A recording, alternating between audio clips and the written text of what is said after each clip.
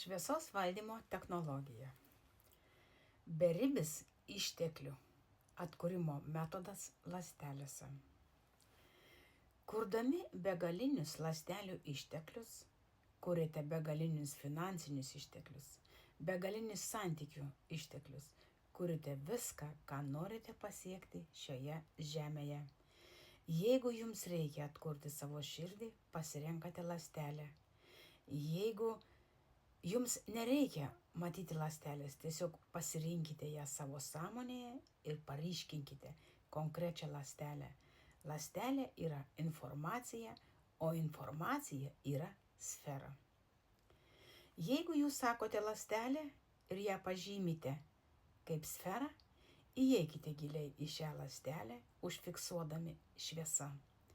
Kaip šulinį, iš kurio paimate vandens į kibirą ir pakeliate į viršų ir užpildote ląstelę šaltinio vandeniu arba šviesa. Iškelta šviesa apgaubia ląstelę regeneracijai. Pasinerkite giliau į šią ląstelę ir tokiu būdu sukurkite antrą informacijos sluoksnį pažeistai ląstelėje. Įeikite dar giliau. Įeidami dar giliau, mes visada einame ten, kur dar niekada nebuvome, sukurdami begalinį kiekį. Žinodami, kad jokios neigiamos sistemos negali prie jo priartėti, tai yra ląstelė jautri metafazėms. Jei šis veiksmas inicijuojamas vienoje ląstelėje, iš karto jis perduodamas visoms ląstelėms. Štai tokia paprasta šviesos valdymo technologija. Praktiškai jinai atrodytų šitaip. Tarkim, čia eina apie širdies kraujagyslių sistemų pažeidimą. Tarkim, ląstelė yra informacija, o informacija yra sfera. Ir mes tą sferą pastatome su informacija savo sąmonėje, tai būtų praktiškai taip, prieš save pastatome sferą, kurioje informacija.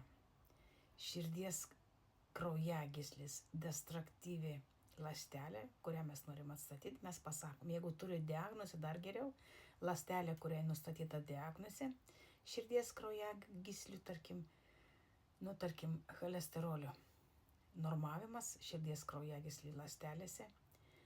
Ir mes įeiname į šviesos kaip šaltinį tokį kanalą, iš ten paimame šviesos kibirą arba ląstelę amžinos šviesos ir užkeliame ant šios ląstelės su tikslu regeneruoti ir atstatyti ląstelę pagal amžinos šviesos atitinkančią normą. Normuoti ląstelę pagal amžinos šviesos vibracijas. Truputį pasistengėme įsijausti į ląstelę, kaip veikia širdies ląstelė, jausdama šviesos impulsą arba išpildami kibirą šviesos ant ląstelės. Ir nieko nejaučiame, pakartojame keletą kartų šį principą, šį metodą ir užpildami pažeistas ląsteles vis giliau ir giliau ir giliau. Tokiu metodu išmokstame mes gilinti savo įžvalgą ir su įžvalga įeiname į gilesnes pažeistų įvykių arba ląstelių informacijas, kurias užpildome amžinos šviesos šviesa ir tam, kad regeneruoti ir atstatyti pagal amžinos vibracijas atitinkančią kūrėjo normą. Ir plečiame savo sąmonę, užpildam vis daugiau ir daugiau ir daugiau, tol kol mes savo įvykius ir arba pažeistas ląsteles jau pradėsime matyti normos lygmenyje. Aišku, ši technologija, kurią niekada nebandė, atrodo fantazija, atrodo kažkoks kosmosas. Bet jeigu jūs žinotumėte, kiek aš ligų išsigydžiau tokiais metodais, kiek aš gyvenime turėjau turbūt nėra tokios ligos, kurios aš nebūčiau sirgusi.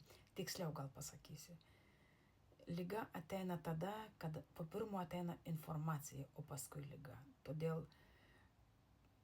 kaip tik informacijos susiformuodavo mano sąmonėje negatyviai arba destruktyviai, aš taip pat labai fiziniam kūne, taip pat susirgu. Ir tokiu būdu aš esu tą informaciją iš savo fizinio kūno išvalysi, tam, kad neleisti susirgti fiziniam kūnui. Tai šitokį metodų pagalba, ir aišku, ir daugiau metodų, kada jau stipriai susirgdavau, tada jau pritaikydavau ir skaičių eilės.